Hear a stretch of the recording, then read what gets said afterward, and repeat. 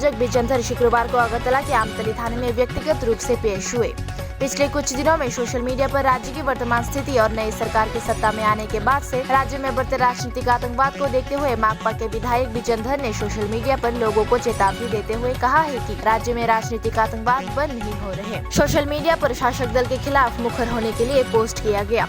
राज्य के विभिन्न थानों में विपक्षी दलों के कार्यकर्ताओं और समर्थकों पर मुकदमा चलाया गया।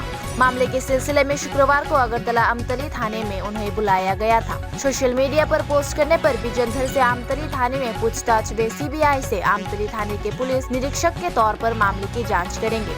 राज्य की वर्तमान सरकार राजनीतिक आतंकवाद से अवगत है, लेकिन कोई पहल नहीं ले रही है, जिसके कारण राज्य के विपक्ष नेता मानिक सरकार सहित 5 सदस्यीय प्रतिनिधि मंडल ने कुछ दिन पहले राज्यपाल से मुलाकात की और राजनीतिक आतंकवाद को समाप्त करने की मांग की। सोशल मीडिया पर एक्टिव समर्थकों को सोशल मीडिया पर पोस्ट के माध्यम से अवगत कराने के लिए उन्होंने ये पोस्ट किया।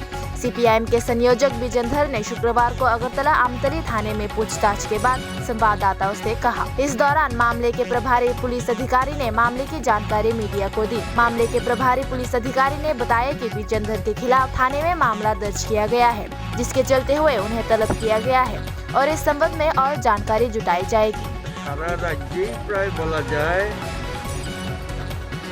কোনো একটা ইন্টারেস্টেড কর্নার থেকে আপনাদের বিরুদ্ধে অভিযোগ করেছেন। উদ্দেশ্য তো নিশ্চয়ই আছে, কী উদ্দেশ্য আছে তা তো বলতে পারবো না। আমি রাজনৈতিক পার্সন, ন্যাচারালি আমার অপোনেন্ট রাজনৈতিক শক্তির মধ্য থেকেই কেউ, কারণ ব্যক্তিগত শত্রু আমার নাই, রাজনৈতিক কারণেই হ্যারাস করা হচ্ছে, চেষ্টা হচ্ছে, এটাই মনে হয়। কিন্তু পুলিশ দেখেছে আইনত আসতেই হবে, কোঅপারেট করতে হবে, করেছি, পুলিশকেও সহযোগিতা করেছি, পুলিশ আমাদের সহযোগিতা। স্যার, তবে একটা প্রশ্ন, সরকার পক্ষ থেকে বলা হচ্ছে যে আপনারা যে পোস্ট করেছেন সেই পোস্টের কারণে সমাজে একটা বিশৃঙ্খল পরিবেশ ঘটানোর একটা চেষ্টা করেছেন আপনি। সরকারের পক্ষ থেকে ডাইরেক্ট বলা হচ্ছে, আপনি সহ আরও অনেকজনের নাম এখানে উল্লেখ করা হচ্ছে, সেটাকে আপনি কীভাবে ব্যাখ্যা দেবেন? ব্যাখ্যা কি?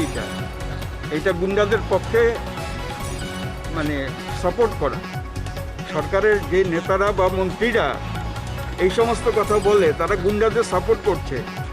গুন্ডারা যখন সাধারণ মানুষের উপরে, সাংবাদিকের উপরে, ডাক্তারের উপরে, বামপন্থী কর্মীদের উপরে, রেড ভলেন্টিয়ার্সদের উপরে যখন হামলা করে, তখন প্রতিরোধের আহ্বান করলে এখানে ষড়যন্ত্র হয় আর চক্রান্ত হয় বা ঝগড়ার তৈরি করার পরিবেশ তৈরি হয়। এর আগে গভর্নমেন্টের ভূমিকাটা কি? সেই দিক থেকে এরা ডিফেন্সিভ, এরা সাংঘাতিকভাবে রাজনৈতিকভাবে আত্মরক্ষামূলক অবস্থানে আছে। আমরা গতকালেও বলেছি, আজকেও বলছি, আক্রান্ত হলে যদি ক্ষমতা থাকে প্রতিরোধ করবে, পরিষ্কার কথা। আমরা কিন্তু পাল্টা হামলার কথা কোথাও কমরেড বলেননি। আপনারা যদি ওনার পোস্ট যেখানে হামলা সেখানেই প্রতিরোধ করবে, এটা সেকেন্ড পোস্ট। এটাই হলো আমার বাড়িতে কেউ আক্রমণ করবে, বাড়িঘর ভাঙচুর করবে, বাড়ির জিনিস নষ্ট করবে। ইভেন রক্তদান শিবিরেও বহুবার অনেক অ্যাটাক হয়েছে, আপনারা জানেন। তো প্রতিরোধটা হলো যে আমরা আটকানো, মেরে এটা পাল্টা মার হবে এটা না, কিন্তু এটা বুঝায়নি কমরেড বিজনদর। আর পরের পোস্টটায় দেখুন, আজ বাদারঘাট এলাকায় বাড়ি বাড়ি হামলা সংগঠিত করেছে। যদি পুলিশ কোনো ব্যবস্থা না নেয় তবে সবাই মিলে দোষীদের শায়েস্তা করতে হবে, আর মানা যায় না। শায়েস্তা করবে কি? আমাদের দেশ স্বাধীন হয়েছে অহিংস আন্দোলনের মাধ্যমে। শায়েস্তা করা মানেই কি যে আমরা কোনো ওইখানে হিংসার রাস্তা নিচ্ছি? কমরেড বিজনধর কোথাও এটা বলেনি। হয়তো আমরা রাস্তায় অবরোধে বসবো, পার্টি কমরেডদের উনি আহ্বান করেছেন যে আপনারা শায়েস্তা করার রাস্তা নিন, সব মহিলারা রাস্তায় বসে পড়বে। এরকমভাবে তো চলতে পারে না, তাই তো?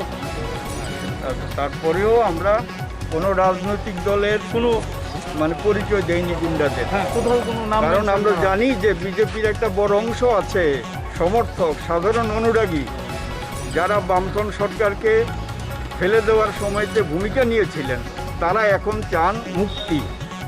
এদেরকেও আমরা আহ্বান করেছি এই ইয়ের উপর দিয়ে, এই বক্তব্যের মধ্য দিয়ে। সুতরাং anti social, whether political or non-political or social, all type of anti-social activities বিরুদ্ধে মানুষ যাতে ঐক্যবদ্ধভাবে এগিয়ে আসে, তার জন্যই পোস্ট। এটা অতীতের ক্ষেত্রেও বলেছি, আজকেও, আগামীকাল। অ্যাকচুয়ালি আমাদের এখানে একটা কেস রেজিস্ট্রেশন হয়েছে, যেটা হচ্ছে 73/2021। অ্যাকর্ডিং টু দ্যাট এফআইআর ওখানে ওনার একটা নামে কেস হয়েছে, সেই অনুযায়ী ওনাকে নোটিশ দেওয়া হয়েছিল। সেই নোটিশের কমপ্লায়েন্সে উনি এখানে এসেছেন। তো ওনাকে সেই কেসের পরিপ্রেক্ষিতে কিছু ইন্টারোগেশন করা হয়েছে।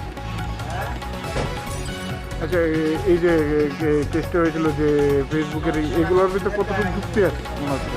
ওখানে যে পোস্টগুলো করা হয়েছে ওখানে তো লার্জার কনস্পিরেসি দেখা যাচ্ছে, তবে সেটা ইনভেস্টিগেশনের বিষয় যে লার্জার কনস্পিরেসিটা কার কার মধ্যে ছিল, তো সেটার উপরে এখন ইনভেস্টিগেশন চলছে। তো ডিউরিং দ্য ইনভেস্টিগেশন এখন প্রিলিমিনারি স্টেজ, সেটা কিছুই বলা যাচ্ছে না।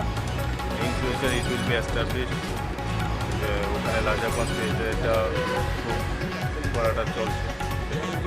কতজনের বিরুদ্ধে কেসগুলি করা হয়? এখানে অ্যাকচুয়ালি অ্যাকর্ডিং টু এফআইআর 3 জনের বিরুদ্ধে হয়েছে। সঙ্গে যেহেতু লার্জার কনস্পিরেসি সেটা আরও থাকতে পারে, সেটা ইনভেস্টিগেশনের ম্যাটার। পরবর্তী সময় দেখা যাক কী হয়। স্যার, বাকি দুজন কবে নাগাদ? বাকি দুজনকে দেওয়া হয়েছে, একজন আগামীকালকে, আরেকজন পরবর্তী সোমবারে আসতে পারে। তাদের বিরুদ্ধে কী একটি মামলা নেওয়া হয়েছে? এখানে 120B, 153, 153A, 506 and 109 IPCতে নেওয়া হয়েছে। কতটুকু সাহায্য করেছে আজকে? কোপারেট করেছেন উনি, যে যে বিষয়ে প্রশ্ন রাখা হয়েছে ওগুলো উনি উত্তর দিয়েছেন, সেগুলো করা হচ্ছে। আর যদি প্রয়োজন পড়ে ইন ফিউচার আবার ডাকা হতে পারে।